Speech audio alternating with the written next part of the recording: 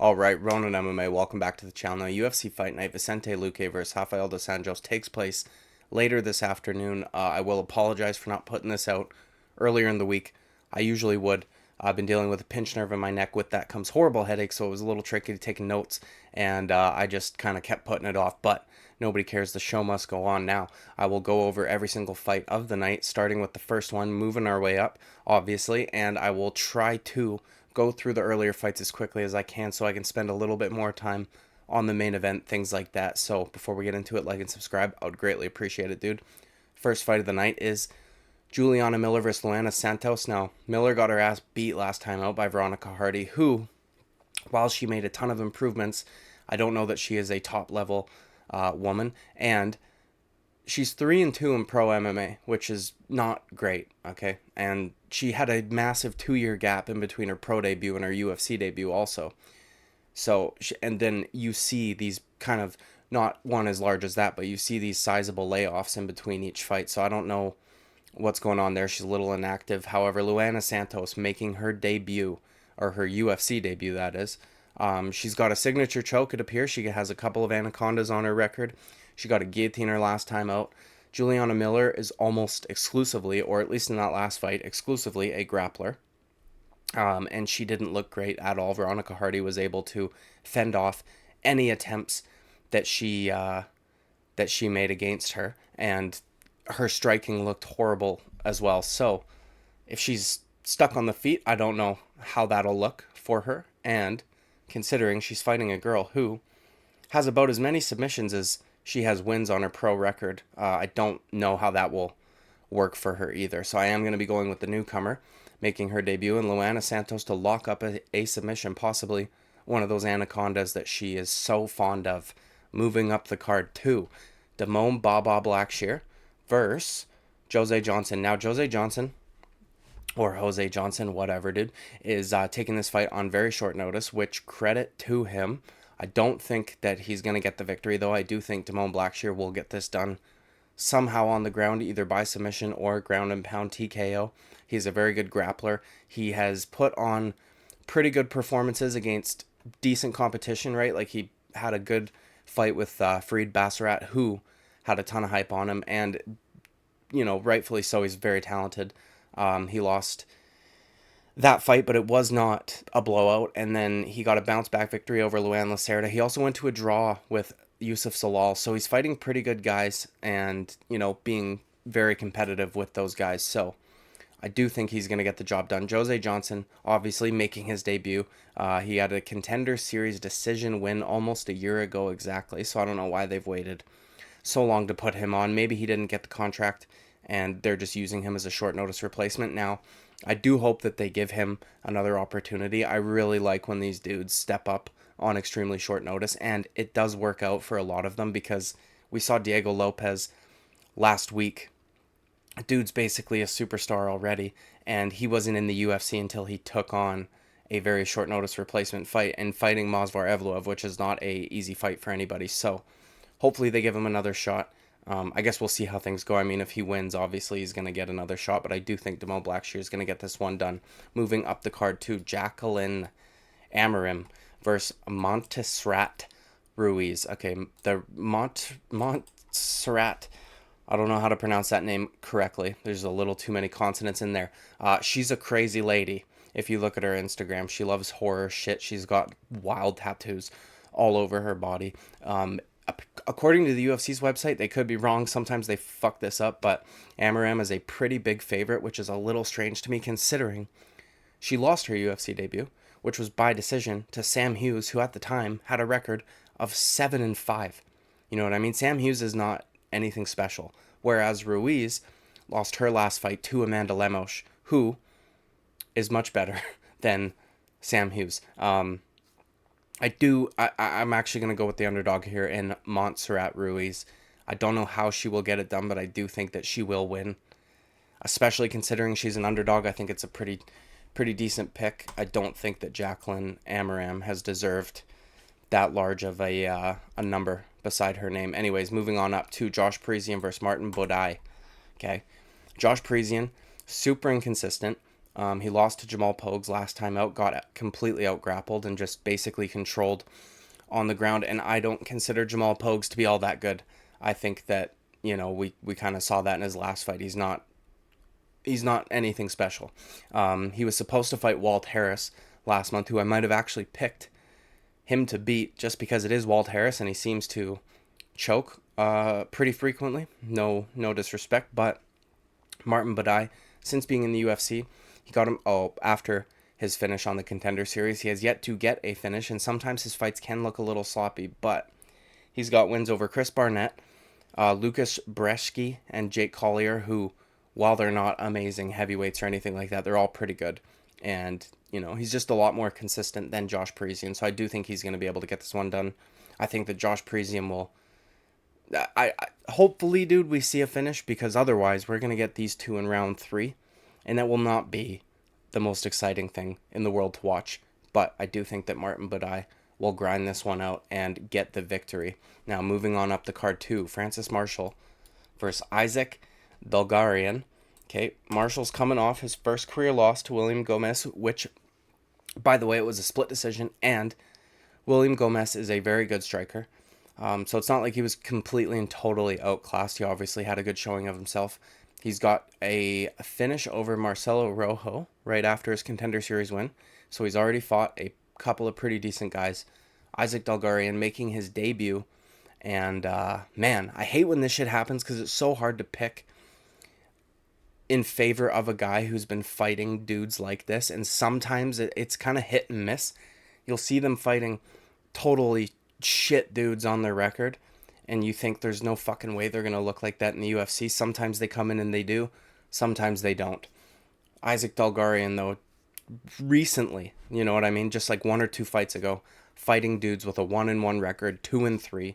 So, while he's obviously a standout in comparison to these guys in the smaller organization, these guys have horrible records and are very unexperienced. Isaac Dulgarian also, you might think, well, he doesn't have a whole lot of fights on his record either, which is true, but he does have a few amateur fights, so he's more experienced than the guys he is fighting, and they have shit records. So it's tricky for me to pick in favor of a guy fighting dudes like that when you're now stepping into the UFC and fighting. Yeah, I mean, no man with that kind of record, aside from fucking CM Punk or something, would be welcome in the men's divisions of the UFC. So I am going to go with the dude who's proven that he can hang with UFC level competition with a finish and a split decision loss to a very talented striker. And yeah, I don't know how he gets it done, but I do think he will get it done. Francis Marshall over Isaac Dulgarian. Moving up the card too, Terrence McKinney versus Mike Breeden. Okay, Terrence McKinney's on a bit of a downfall right here. His record's starting to resemble that of a woman's. However, I feel as though this one could get him, or will get him back into the win column. Okay, Mike Breeden, 2 fights kid himself, losing by knockout to Alexander Hernandez and losing a decision to Nathan Levy. Those are his only 2 fights in the UFC so far, so you know what I mean? We don't have much more to go on.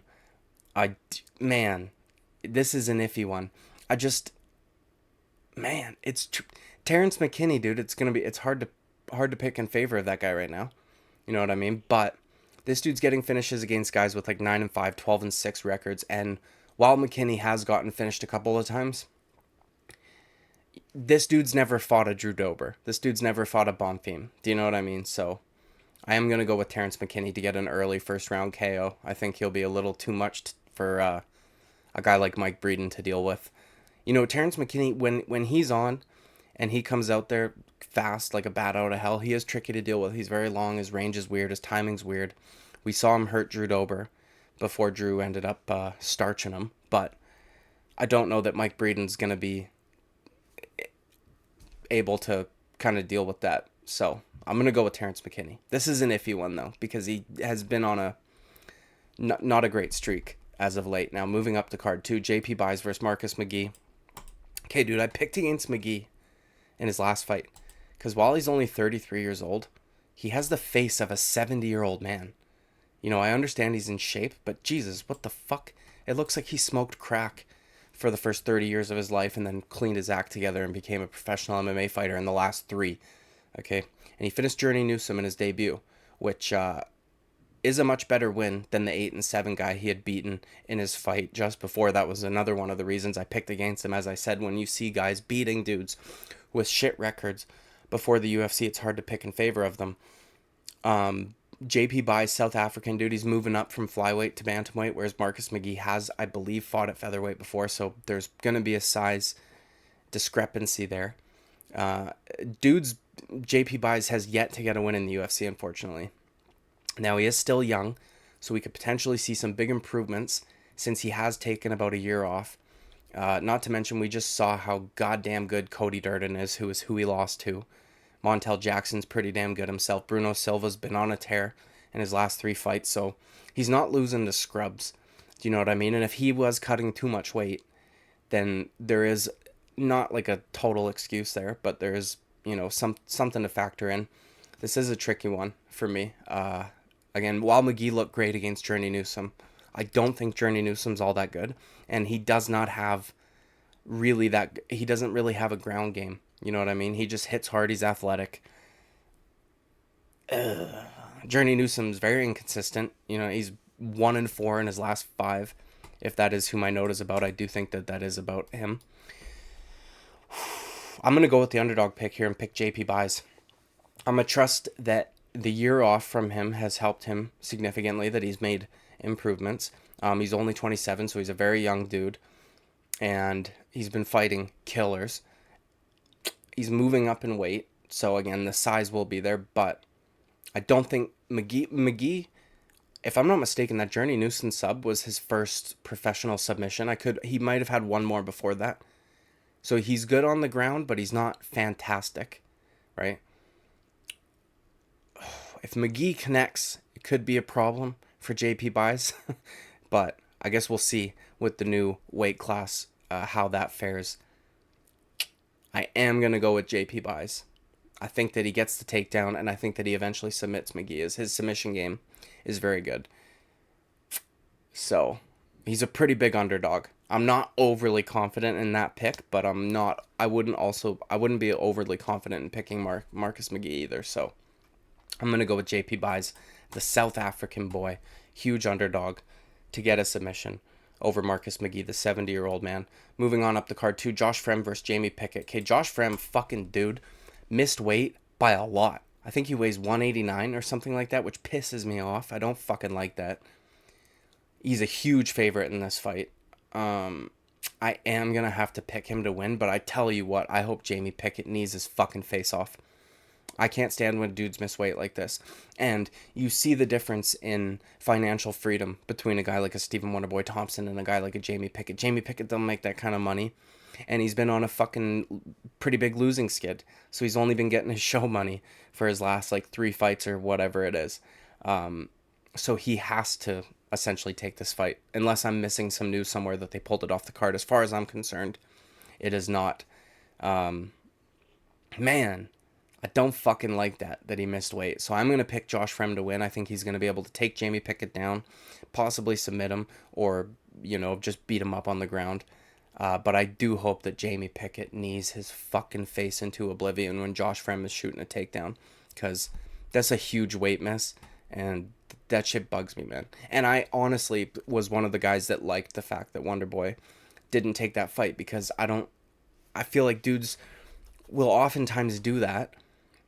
And I spoke about this in a video. It's like a long-term investment.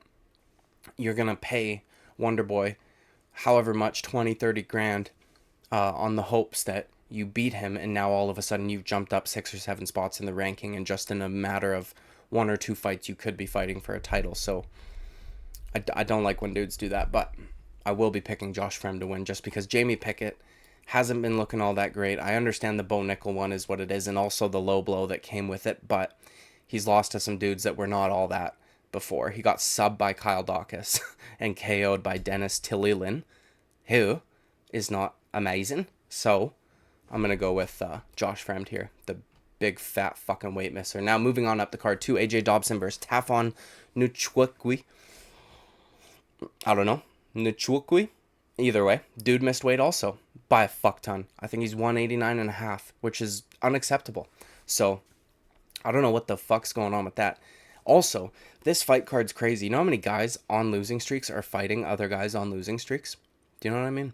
They just picked all their losers and put them all on one card. And I'm not shitting on them. I'm just saying, like, they matched up all these dudes on massive losing skids. NCHUKWI has gotten KO'd twice in a row. Once by flying knee, and the other one was by Carlos Ulberg, smashing him with some hooks. He lost to Jung Young Park as well. And the guys that he's beat are not all that great. I guess that I don't know why NCHUKWI, considering he's lost by KO twice in a row and hasn't really beaten very good competition, as a favorite here, but it is what it is. I wonder if the line has moved at all since he missed weight. AJ Dobson's never been KO'd.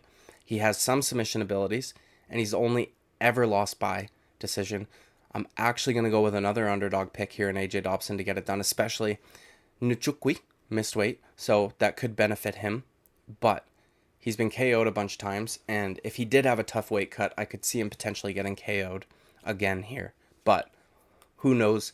Maybe those 4.5 pounds, 3.5 pounds, whatever it is, will be the difference, and he gets the job done. But I'm not picking another fucking weight misser, so I'm going to go with AJ Dobson to get the job done here by KO, hopefully, because we need to send these weight missers a fucking message. Moving on up the card 2, we are ripping through the Polyana VIANA versus Ayasamin Lucindo. Okay, I'll tell you what, dude. No technical analysis here whatsoever. If you've got a chick with short hair and a throat tattoo, don't take her home to mom, but pick her to win the fight against the pretty girl. You know what I mean? So, that's it. That's all I got for that one. Moving up the card, too. Khalil Roundtree versus Chris Daukaus. Chris Daukaus' debut at light heavy. He looked pretty good on the scales. He honestly looked like he could make middleweight if he tried really hard. To be fair to him, he never really looked like he had a heavyweight frame. He just looked like he had extra body fat, you know what I mean? So this is probably his more natural weight class, I guess if you could call it that. I will be going with Khalil Roundtree Jr., pardon me. He's very good on the feet, especially with like the Muay Thai style striking. His leg kicks are very good. He stands very upright, high guard, all that shit. He kicks like a Muay Thai fighter. My cat's going crazy. I apologize. Anyways, obviously, he hits hard as fuck. Chris Daukaus is not much of a grappler, and he's been KO'd 3 times in a row. Now, as I said, to be fair to him, I don't know that he should have been at heavyweight at all. And the guys that he were losing to were good. Derek Lewis, Chris Curtis, guys like this. So, Rosenstrike, you know what I mean? All dudes who are known, well, aside from Chris Curtis, known for hitting extremely hard. And, you know, you can't get touched by them. So, he'll probably look better at light heavyweight. And to be honest, his style kind of resembled that of a light heavyweight while he was fighting heavyweights anyway. Quick footwork, quick hands, shit like this. But I think Khalil Roundtree is just overall better on the feet. And I don't know that Chris Daukaus is going to be the one to like take him down and pass his guard and do all this shit, you know what I mean? While Khalil Roundtree Jr., he's won 3 in a row. The last one I thought he lost, but the fact that he had such a close striking match with Dustin Jacoby, who is an incredible kickboxer, is a testament to how good his striking is, especially as an MMA fighter. I am going to go with Khalil Roundtree Jr. to get a leg kick TKO for his second one in his last few fights. You know what I mean? Dude kicks hard as fuck to the legs. Something that I wish more dudes would utilize also. I can't remember who it was that he was fighting, but he fucking soccer kicked dude to the body when he was like trying to get up, and it was absolutely savage. If he hits Chris Daukaus with one of those, I don't know that he'll be able to take it. But anyways, moving up the card, 2 Cub Swanson versus Hakeem Dawodu. Okay, man. Hakeem Dawodu might be my least favorite Canadian fighter, but there's no fucking way I can pick Cub Swanson at this point in his career. Dude's pushing 40. He's 3-6 in his last 9. Only beating Crone Gracie, who, all things considered, when you look at how Charles Jourdain just handled that guy, the fact that Cub Swanson had that crazy war with him is a little underwhelming. Daniel Pineda, old, also very one-dimensional. He's tough as nails, but he's one-dimensional. And Darren Elkins, who quite literally is nicknamed after all that he takes, which is damage. So, man, he's too old. Hakeem Dawodu is pretty good. He's pretty technically sound. He is a little inconsistent, but yeah, I'm going obviously Hakeem Dawodu. I could potentially see Hakeem Dawodu. He doesn't have a whole lot of crazy finishes or anything, but I could potentially see him hurting Cub to the body, or the legs even. You know what I mean? We got what Giga Chikadze did to him, and then what Martinez did to him, which, in my opinion, is kind of just showing us the deterioration of Cub Swanson's body, unfortunately for him. So I'm going to go with Hakeem Dawodu, possibly by finish. I don't think he's going to KO him with like a headshot, but I could see him putting him down with a body shot or leg kicks or something along those lines. I feel like Cub Swanson should probably just fucking retire at this point. And I'm not trying to be shitty, because he gave us a bunch of awesome fights. He's had a very long career, and yeah, he's just taken a lot of damage, you know what I mean? So anyways, moving up the card to the main event. Vicente Luque versus Rafael dos Anjos. I actually went back and forth on this one quite a bit. So RDA clearly, as of late, has implemented a pretty grappling heavy game plan, right? We saw him able to control Fiziev for quite a few of those rounds up until before he got KO'd, obviously. What he did to Bryan Barberena. The problem is that when he fights other guys that are bigger, that can also grapple, he seems to have an issue, right? Like Colby Covington was able to basically dominate him with takedowns and things like this. Michael Chiesa was able to take him down and submit him. On occasion, we see him do it to like a Neil Magny, but Neil Magny doesn't have a giant frame. He's just very tall and long. And I mean, Bryan Barberena's got a bit of size on him, but he's not athletically gifted or anything like that. Fuck, man. I want to pick RDA for some reason, but he's a favorite, and I'm not really sure why. Now, Luque's, taken a lot of damage in his career, and that KO by Jeff Neal was kind of the first chink in his chin that we've ever seen. Dude's a fucking zombie. You know what I mean? Before that. The brain bleeding thing's a little worrying, but I wouldn't be overly concerned about it because he obviously has been cleared by a doctor, so I would imagine that the risk of it happening again is not overwhelming. Like, it's not there right in his face, because a doctor wouldn't fucking okay you to fight if he thought one time you get hit in the head, your brain's going to start bleeding again. Because while it was probably mild the first time around, if it were to happen again, who knows? Do you know what I mean? So it's probably not I just don't think that that's anything to be overly concerned about. If Luque is not concerned about it, we shouldn't be. And Jeff Neal's a very good striker. The problem is, RDA doesn't have the power like a Jeff Neal, and he doesn't have the takedowns of a Bilal Muhammad.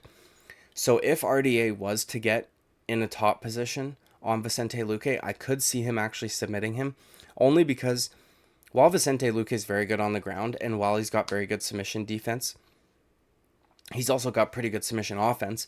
But oftentimes his grappling comes from hurting somebody on the feet.